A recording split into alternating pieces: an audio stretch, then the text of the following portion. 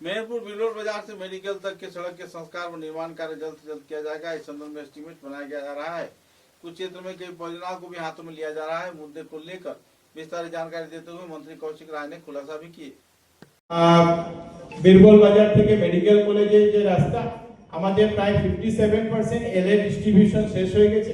এই মাসের মধ্যে আগে জুলাই মাসের মধ্যে এলএ পুরো টাকা পেমেন্ট যেটা আছে সেই পেমেন্ট সম্পূর্ণ করে দেওয়া হবে আর যাতে কাজকে আমরা আরম্ভ করে দিতে পারি।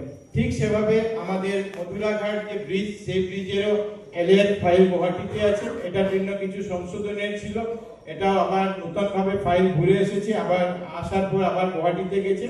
আমরা আশা করি সেটারও এলএর যে এস্টিমেট আছে সেই এস্টিমেটটা অ্যাপ্রুভ হয়ে যাতে আমরা করে দিতে পারি। শিলচরে ফ্লাইওভারের জন্য প্রায় 147 কোটি টাকা সেটার জন্য এলএ পোস্ট এসেছে, সেটা দিয়ে যাতে আমরা শুরু করতে পারি।